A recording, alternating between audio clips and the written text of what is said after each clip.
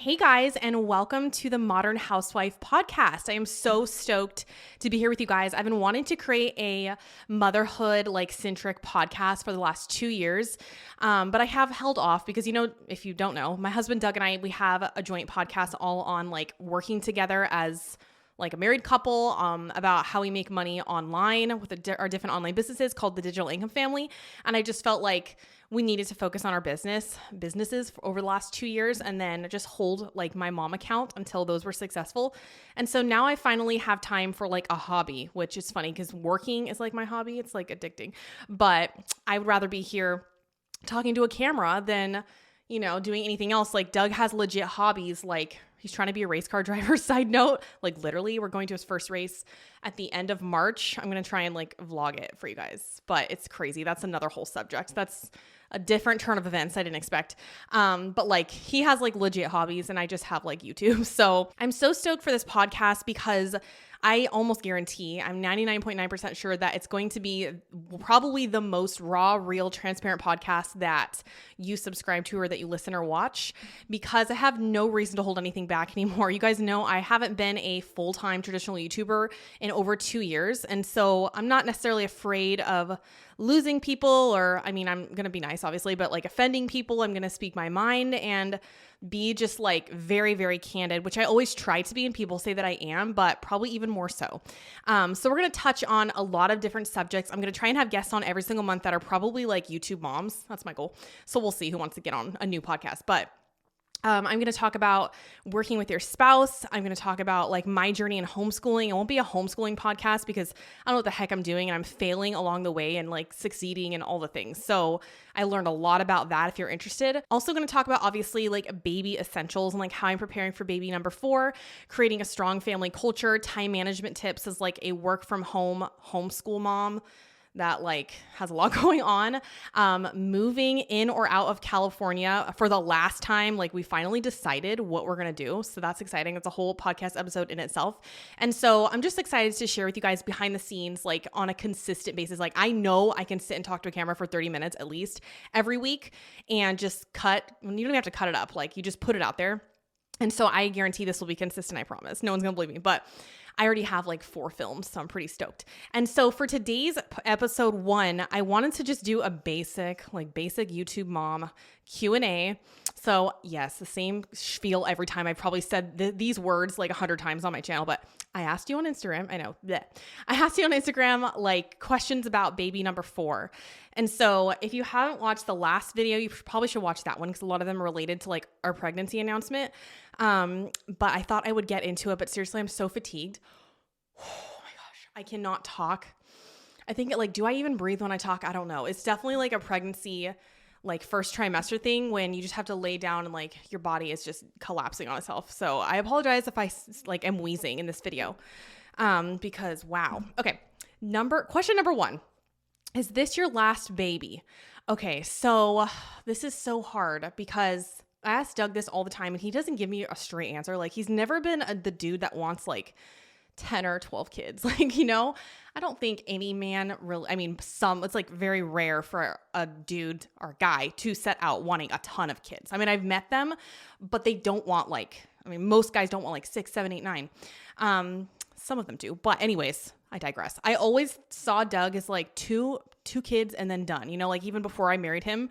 Not that it matters. We both have to agree, obviously it does matter, but I honestly asked him the other day and he said, most likely this is the last one. I'm most likely, you have to commit. You either have to, try and, this is getting TMI. It's a podcast though, right? You have to track your, what is it? Natural family plan, to a T, and just not be intimate on the weeks where you're ovulating. I think that's how it works. I've never done it. Clearly, keep having kids. Or you get a vasectomy, which that kind of scares us. But you really have to be, or obviously the other methods, which I don't like birth control, so that's not one. But anyways, this is getting crazy. So yeah, I don't know what he's saying because he's a little too lax for this to be the last one, if this is seriously the last one, he's I'm done. And this is how we're going to not have another one. So I don't know. For me, I feel done, straight up, but a lot of people say they feel done and then they have another one, it just feels I don't know, part of me like really likes babies. Like you guys know me, if you watch me, freaking love babies, toddlers. I love children, obviously. I sleep with the children. I mean, right now we always are in like musical beds. Like for as far as sleeping, I sleep with Scarlett. Like first it starts out with me, Oliver, Doug, and then we all switch in the middle of the night every day. It's so weird. We're like weird. And then now I'm sleeping with like Oliver and Scarlett. She makes her way in there. And I just like, I know you can live your kids and like not sleep with them. That's not what I'm saying. I just have such an obsession. Like, I don't know what it is. So I love having kids. I love kids. Oh my gosh. But I mean, what am I going to go like the Sprinter van route? Like after 4, you have 5 and then 6. So anyways, I don't have the answer to that. Usually when people say that, they have more though. Like honestly, that's what I'm always thinking. You're going to have more if you don't say you're done. But I don't know until this child comes out. It's just like once you approach 5, most likely, not always, you need a bigger car, and then you don't need those things. You can live in a small house, have a smaller car with 5 kids. But I mean, I don't know. That's a hard question. I think I'm done though. I think I am. Okay. I feel like 4, okay, I know this is a long-winded answer. I feel like 4 is manageable, like for me. And I'm sure 5 would be too, but I don't know. Okay. Second question. Oh, clearly I can barely breathe. Okay. How many weeks are you? I am 10. I think I'm almost 10 weeks or 10 weeks today. And I don't know. That's why I'm like so fatigued with my voice. And when am I due?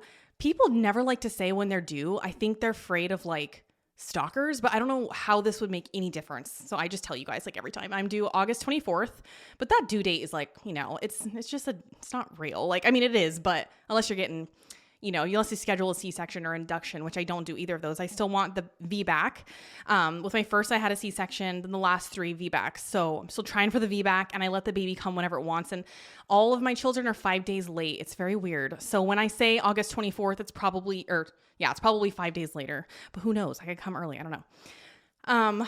But I am almost out of the nausea. Okay. So the other question that I get is, am I as nauseous as the other children? Okay. So if you follow me, you know that like, I think I've had HG, which is, I don't even know how to pronounce it. Hyperemesis gravidum. That's not right, but it's basically some type of ailment you get when you're pregnant. And you have like extreme morning sickness. Sometimes you have to be hospitalized. You can't keep down any food, no water. And with Annabelle, I felt like I had that. I also had a weird rash all over my body. They couldn't diagnose. She came out 5 pounds, 14 ounces. And I diagnosed myself for this weird rash. I don't remember the name, and it causes babies to come out small. And so I never told anyone that at the time because I didn't know for sure, but I now think I had that. And so I just had the worst sickness with her. And all of them, like really. This one, I am blessed. Like I wake up every day still nauseous all day long, but I feel like it's going away at 10 weeks, which is unheard of for the last pregnancies. I would be living by the toilet with a cot, like all the time. With Oliver, I had a weird symptom which I still kind of have now. I binge eat. Like when I say binge eat, I literally mean binge eat. Like one night with Oliver, when I was pregnant with him, I ate a whole, like half of a sleeve of Eggo waffles. Eggo waffles are not small. Like they're not cookies. They're like waffles with syrup and butter, like downing these waffles. Cause it was like the only thing that suppressed my nausea. And I didn't care if I was like overweight. I just didn't want to feel nauseous. And then right after this, like at midnight when everybody was asleep, I was like out of my mind sick. And then I ate like nearly a whole bag. I don't normally eat this. Like I never have Eggo waffles, never have chips, like ever in the house, at least. And so then after that, I got some salsa, like red salsa. I'll never forget. It was the weirdest thing, out of body experience. And then I ate the salsa with like tortilla chips, like the whole bag. And then I just laid there sicker. I mean, I wasn't sicker. I felt good. Like that's the like sick part, like, no pun intended, but I felt better eating like a cow, like seriously. So I still have binge eating tendencies. I don't feel like anybody talks about this. Maybe it's just me, but I still have binge eating tendencies with this 4th child. Like, but I'm not as sick. But the only way to suppress the nausea is just to stuff my face like all the time. I don't even care what it is normally. I don't eat a lot of processed food like in the house. No sodas, no junk food, like unless I make it from scratch. So I still like make things from scratch, cookies and stuff. But typically like I don't buy anything from like the store. But when I'm sick, it's like Gatorade. Like I'll eat anything just to suppress it. Not that Gatorade's that bad, but Gatorade and chips and cookies. And I bought chicken pot pie and I had 2 of them. Like, oh my gosh. So I feel like I don't need to, like, today was the first day. It's a long answer.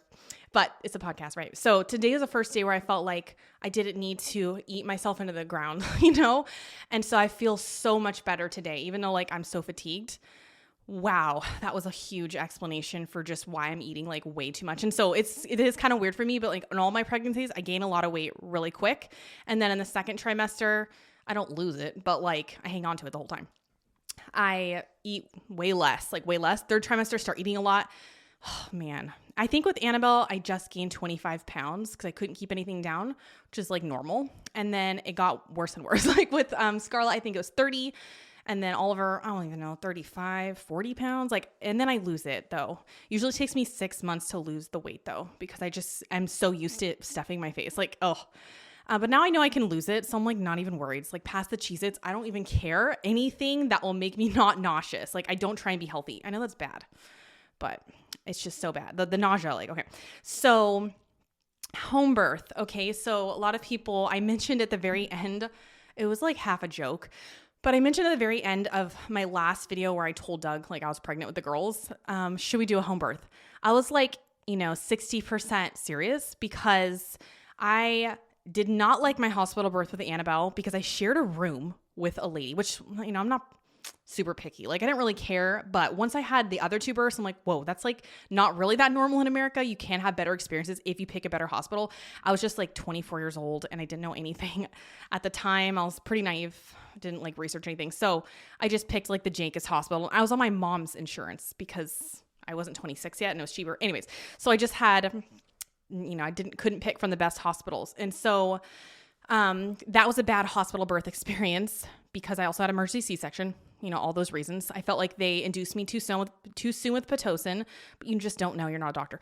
And then the last two were amazing hospital experiences. And so I'm kind of like, it's like I've had a horrible one and really good ones. The one thing that I'm leaning away from home birth is the education that goes into it. Like, do I really want, because I have so much going on in my life. Like we run multiple online businesses. I homeschool my kids. Like I need to put my effort and my focus towards things that will make the biggest impact. And I have, like all of you guys, limited time. So do I want to spend time learning how to have a home birth and researching all of that stuff? Like it's my fourth. Do I really want to? No. Like, to be honest, like I just want to get it over with. Like I know that a lot of people have home births and they have an amazing experience. It's so beautiful. And I love the idea of that. But you have to prepare a lot for that mentally. And yeah. So also I did have an emergency C-section with Annabelle because her heart was, the neighbors are looking at me record my podcast, kill me. Okay. So her heart was, getting fetal distress. So I'm like, well, I don't know. Was that the doctor? It wasn't the doctor. It was like obviously her. So I don't want that to happen again and be rushed to the hospital. I don't know. It's nerve wracking. The other thing about home birth is we live in a 1-story home, 2,000-ish square feet, like a little over. Where are my kids going to go when I'm screaming for bloody murder? I don't have grandparents that live around me. My parents live in Mexico. His parents live in Santa Cruz, like 8 hours away. So they could come, but I can't really kick everybody out. At 3 a.m. or something, And so Oliver's so small. He is 2 in a couple weeks. So he's still so small. And even Scarlett, she's 4, and they'd be kind of wigged out if I was screaming. Like maybe if I don't know if I'd scream. I think so though. But obviously if you have no drugs, but if I had a 2-story house, I'd maybe consider it like a lot more because I could isolate myself. But it just sounds, I do not want to birth around my kids. I don't think anything's necessarily wrong with it. It's just that would stress me out, So those are my cons for home birth. I've always wanted to have that though. To be honest, I am kind of crunchy in that way. I don't like all the interventions, and I think they do so many unnecessary tests. Why do I need to, I don't know. I don't believe in 80% of the tests that they do. I opt out as many tests as I possibly can during the 3rd trimester. And even when I'm in the hospital, I'm like, you don't need to do a cervix check. Another one. I just don't no, let the baby come when it wants. And anyways, so I totally like the idea of a home birth. It's just, those are my biggest cons, and it is my 4th. So if I had more time, maybe. Okay. So was this baby planned? This baby was planned. Yes. It was planned because we wanted a 4th for sure. And Doug was like, yes, 100% 4th. It just didn't feel complete. I don't even know if it does now, but, I also just didn't want to wait a long time to have kids. You know, I wanted to have them all close together so they could be friends. They're all 2 years apart. And we really like the 2 years apart. Annabelle and Scarlett were a little under 2 years. That was like pure chaos. Like I like right at 2 years. How long did it take to conceive? It took 2 months, which is like such a blessing, obviously. It hasn't taken us a lot of time to conceive because I haven't only been on birth control because I was dumb when I was 20 years old one time for like 6 months. So I've never been on birth control. I don't know if that helps anything. And what else can I say about it? I didn't track anything. It was just a blessing, you know? Both of our family has, you know, they're fertile. Like, I think it's just genetic. So what do your kids think? At first, if you watch the video, like the last video, they're kind of nervous because, you know, for obvious reasons, they're like, there's something inside of your stomach. Like, that's weird. But now they're like totally used to it and they have their opinions on the names and everything. So I think they're very excited. Are you going to move? Oh my gosh, out of breath. Okay. We are going to move. We don't know when because I keep looking, like this is our biggest debate of life. It's not that we need more space. I actually really like having 4 kids even. I know we don't have the 4th yet, but I like a house around 2,500 square feet, which to some of you guys is huge. To some of you guys, it's tiny. I think to most Americans, it's on a like average size, but that's a lot of people, 6 people in a house of like 2,000, whatever, 2,200 square feet, something like that. But I like it because I can clean it in like 2 hours. Like I don't want to have to clean like this giant house because I just know myself and it will get dirty. So anyways, it's not that we need to. We rent right now. I've been open about this. We've rented for so long because we put our money back into our business. And if we lived in like the middle of, you know, the US, we could have done both, like rent a business and bought a house, but the houses are like 1.9, 2.5, you know, so we don't, well, that's a different subject for another podcast, but as of right now, we're staying. So we just had to like sacrifice that and rent. And we love our neighborhood. Like everybody's playing outside. All the parents come out and play or talk, you know, all the kids play. It's so fun. So we'll be sad. But yeah, we do want to move. We're debating on whether or not we want to live closer to the ocean with a smaller backyard or more inland with a bigger backyard and like maybe chickens. It's like, how much do I want chickens over an ocean view potentially, or the ocean like right down the street? I literally have to choose between chickens and the ocean. What would you guys choose? I don't know. I grew up with chickens and I like that whole lifestyle, but it would end at chickens, like no cows or goats or anything like that. We had pigs and goats and sheep when I was a kid. So that's why I bring that up. Okay. So, but we are going to move. I'm trying to move as soon as I can, but I look all the time and I don't know. Okay. So what did your parents and in-laws say? This is a 4th kid, right? So like who even cares at this point? But Annabelle told my mom, she's like, Grandma, that's what she calls her, because that's what she called her when she was 1. She says, Mommy's having a baby. My mom was like, how do you know that? I'm like listening. And she's like, because she is. My mom, and I came out, my mom was like, you having a 4th one? I'm like, yeah. She not laugh. She cackled for like 5 minutes. I'm just like, are you kidding me? Like what? My mom is like super blunt, like our whole family is. My dad's full Portuguese, so we're very loud, blunt, opinionated. Like no one can like cry over hurt feelings. You just get over it. Tell it like it is, kind of family. So when she cackled for 5 minutes, she wasn't like unhappy. She's excited, but she's like, you're insane. Like you're insane. She only had 2 kids and they're 10 years apart. And she was a full-time nurse. So like we're totally different people, and she didn't homeschool and like no way. But she like agrees with everything I do now. It's like hilarious. So she laughed forever. And now like she just texts me, and she's been like back in Mexico where they live now for like 2 weeks. And she's like, I'm finally getting used to the idea. I'm like, Mom, it's just one more. Like, what's the big deal? And then my dad doesn't care, you know, whatever. He likes kids. And Doug's parents, I don't think they said anything to me, like not in a negative way, just in like we're going to Disneyland with them and they just are so excited about that. I just think a 4th kid, it's like, okay, whatever. It just depends on who the person is, you know, like some people are like, kids are a blessing and that's so exciting. And other like, you know, other baby boomers are like, okay, whatever. So it doesn't mean anything about them. It's just everyone's different. How do you manage your time and business with so many kids? So, I mean, I have 3 right now, so I wouldn't say it's so many, but we switch off. So Doug works at night. I'm going to be real. I've been real about this before, like so many times, but Doug works every night from like 9 to 12, and then he'll work in the morning. He doesn't sleep very much. He'll work in the morning from 6. Like he gets like 6 hours of sleep. 6 to 10. I don't know. It's like a mishmash, but we work like part-time hours between the both of us. So we don't work a lot. I think it seems like we do because I'm on social media. I'm not honestly that much. Well, I'm going to be in 2023 a lot more. So it will look like I am. But filming this doesn't take a long time, maybe like 30 minutes, anyways. So I just work once a week on creating content and then I give it to Doug and he gives it to like our assistant and she does everything. She posts it on social media. I mean, this was not the case for like 5 years. Okay, 5 years, 4 or 5 years. So I just film it and then it gets distributed in all the different ways. So that's like my job, obviously content creation and coaching our students. So then every Thursday, I will coach people like on Zoom. And anyways, I don't know, we have a mishmash, but we have basically created so many different opportunities for the kids to leave the house so that we can switch off. So like during one of the coaching calls, one of the parents, me or Doug, will take the kids to swim class. And then like, for instance, today, Doug took them on a hike. So I could film a bunch of content. And so it's not that the other parents just like sitting around with the kids. Like they always are actively doing things. Like they're in choir practice and they are in like a couple like not a lot, but a couple activities just so they can, like a Charlotte Mason club and different things, just so we can get them out of the house because our house is small and you have to have a quiet house to film content. So, but yeah, I would definitely say part-time. Do you still homeschool? Yes, obviously we do homeschool. It hasn't been great. Like, I'm not going to lie because I have been so sick. So Doug's been helping me with like Annabelle's reading. I'm really just focusing on Annabelle though over the last like month because I have been nauseous.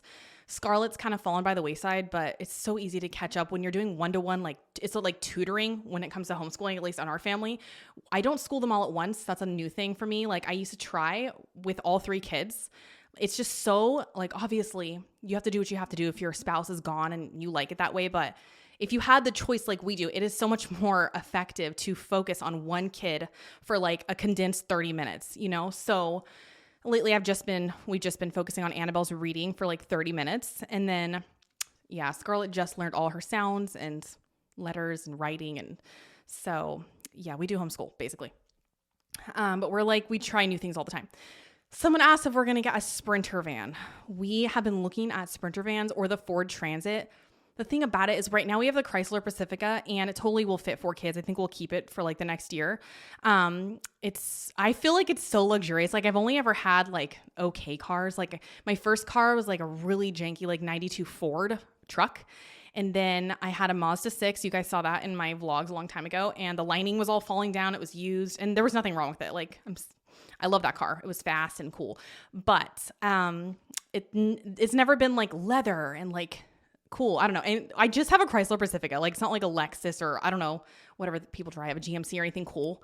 Or like a Range Rover. Like it's just a Chrysler, but it feels so nice. Like I love the car. I'm obsessed with the minivan. I don't care if it looks like a potato. When I have so many kids, you look like a hot mess, like no matter what with screaming kids. Like who cares if you're getting out of a cool looking Suburban? Like it doesn't make you look any better. I don't think. I don't know. So I love the functionality of a minivan. Like don't care. I could always get a second car one day that's a Porsche or something like that'll make me, I don't need it. But you know what I'm saying? Like I could always get a second me car if I really wanted to care about that. I just don't. So I love the minivan and it wasn't that expensive. I think ours was like, honestly, I don't remember if it was 18 or 30. I know that's weird, but it was not a lot. I want to say it was like $20,000 around there in 2018 when we bought it. And I love it. Favorite car of life. And it's got leather and yeah. Anyways, the Sprinter vans, they are industrial. Like we were looking at the Ford Transit just because I would like to also have my parents when they come. Like I don't want to have my in-laws trailing behind us in a car wherever we go. It's like literally the only reason, unless we had a 5th kid, obviously. But the Sprinter van, most of them are like, it feels like a cargo van and I want it to feel like more plush. So then I would have to get like an $80,000 or $100,000 Sprinter van where you upgrade it. So am I going to do that? Like for a van? Like seriously? It's just, I don't know. We don't do that many road trips right now. So I just don't feel like it's worth it. Are we going to find out the gender? Yes. I always say to Doug, like he doesn't care if we do or don't, but we have so many things that are unknown in our life. Like the last thing I need is another thing that's unknown. I think for most people, if they work regular jobs, have regular lives, it's like exciting to like have something to look forward to and that's new and changing or whatever, unexpected. I don't want any more unexpected things in my life. Like whatever I can control, I want to control. So yes, I want to find out the gender for sure. Okay. Will you do anything differently with this baby than the last 3? I'm just going to be more and more lax. I think with Oliver, I was just like co-sleeping from day 1. I mean, I got like a crib extension cot thing, whatever those things are called, that like stick off the side of your bed. Didn't even use it. I ended up sleeping with him in another, like in the kids' beds, and we like switched for the first like 2 months, just so it was like obviously safer, and that mattress is harder. But yeah, I think I'll be not as worried about things. I think I will take this baby out way faster in the wrap. I mean, I think I'll probably be pretty much the same as like how I raised Oliver, just very chill. The one thing that I can say though is Oliver didn't eat solids until he was literally 8 months old because he had so much milk. Like I breastfeed the children whenever they want for the first like 18 months, like honestly, like whenever they want. I mean, not if I'm like at Target, I'm like, no, you can wait, but like if it's in a secluded, if I'm in my house, like, okay, whatever. It's like comforting to them. So because of that, he didn't eat solids for a long time. And I was like, he's not eating anything. Like I'm kind of worried he's got like an oral problem because I was looking up all these articles, but this baby, I'm not going to be worried because I breastfeed too much. So that's the only thing. I'm just going to be more and more lax. We're going to travel a lot more with this baby. And yeah. Are you still breastfeeding? I am still breastfeeding because he's so freaking cute and I love it. He's 2 February 5th. So like literally in like almost 7 days when I'm recording this. And I don't know if it's because he's a boy. I always hear boys breastfeed longer. I know for some of you guys, like this is gross and it's like way too long. When I had no kids and I saw my sister breastfeeding her boy who was like 2, I was like, Casey, that is an old child, like, come on, like it's kind of weird now. Just to be honest. And she didn't care, we're obviously very blunt with each other. And I didn't say that, but I was kind of like, that's weird. And now I breastfeed all my kids until they're 2, but he is almost 2. And like, I put him, this is the only time I breastfeed. I don't like breastfeed like whenever, but if you do you, like, I don't care. I breastfeed him to sleep for his naps and at night and maybe like 2 other times throughout the day. So it's quite a lot, but they're not like full feeds. It's like whenever he has a little tantrum, I'm like, okay, just for comfort, like it's not a big deal to me. So, but he is almost 2 and it's like, I tried the whole breastfeeding 2 children, Annabelle and Scarlett. Absolute nightmare. Like I'll never do that again because it's hard enough for the toddler, like for me personally, to have a small child understand that this is not theirs anymore. This is like a new baby's. It's just hard. So there's still a lot of change at once. So I will wean him before the baby. And I don't really want to breastfeed him until he's 3, but maybe within the next month or 2 or 3, something like that, I'll wean him. A lot of people do ask like how I wean. Just wean cold turkey because it's rough. Like it's rough. They cry. And we co-sleep. So I have to say no milk. It takes probably like a week, and then even after the week, they'll wake up in the middle of the night, maybe once asking. And then, maybe takes like a month for them really to understand. But when for me, like when I'm pregnant, like there's a point and it's usually my 2nd trimester, I am done. Like I don't feel that bad because like, you get that, like you don't want anyone to touch that area when you're pregnant. At least for me in the 2nd and 3rd trimester, you become very overly sensitive, like your body. And so right now I don't feel that yet, but I know like it's just easy when you cut it cold turkey. I don't cut it cold turkey actually. Let me rewind there. So I'll just cut the nights and then keep the naps because like the hardest thing because it's daylight and it's hard for them to go to sleep if you breastfeed to sleep. So I'll just cut the nights and then move to the naps like after a couple days and slowly, let it go. It is difficult though. Okay. The last question, I don't even know how long this is, but the last question is, what does Doug think? Doug is very excited, but to be honest, he's got a lot going on. He has 3 kids. He's trying to be a race car driver and he's trying to grow his own personal brand soon. So life is very full. Life is very chaotic. And so I think the baby will be here and he'll be like, okay, I have a 4th one, but he's so helpful. He makes breakfast. Well, he makes 3 meals a day for me because like, I literally can't step foot in the kitchen. I think I can today though. I think it's getting better. But for the last like 2 weeks, couldn't smell the smells. Couldn't smell like the onions sitting in the pantry. Couldn't go in there because I would feel the urge to throw up, although I haven't thrown up. Well, actually just one time. I know it's TMI. But so yeah, he's getting fatigued. Like I'm wearing him thin because he will cook every meal and clean because I'm so sick and tired. So I think today I cleaned the whole house and I cooked. So I think I'm kind of over that. But yeah, for the last like, honestly, maybe month, not even 2 weeks, maybe month, he's been doing everything. And so just so blessed, like so thankful. But we know, because we've done this before, short phase. So I have to remind him, I'm so sorry. Like, it's just a short phase. But yeah, I think that's pretty much it for today's podcast episode. But before I go, if you guys could leave a review on wherever you listen to the podcast, that would be so amazing. And subscribe to my second YouTube channel where this podcast will be hosted. And I'm going to be putting them out every single week. Let me know what you guys want to hear from me. Like, I really want to interview my mom on being married for 40 years. I think that would be so funny and hilarious. I want to talk about creating, I think I mentioned this, creating a strong family culture, working with your spouse. I do want to have Doug on occasionally. I'm trying to become a minimalist. We'll see how that is. Maybe not with clothing, but like with everything else, baby essentials and all the things that I don't use anymore, all the things I do use, and anything I can think of as far as motherhood, homeschooling. But yeah, thank you guys so much for watching or listening, and I will see you in my next one. Bye, guys.